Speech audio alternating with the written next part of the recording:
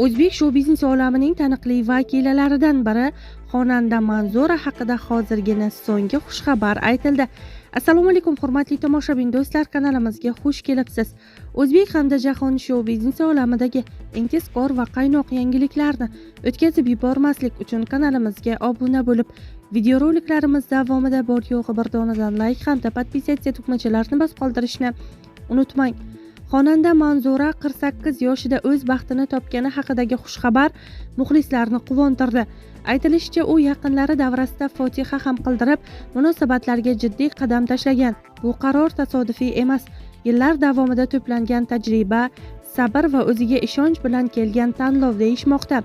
Eng muhimi, xonandaning yuzidagi xotirjamlik va ko'ngildagi osoyishtalik bu yangilikning haqiqiy qiymatini ko'rsatib turibdi.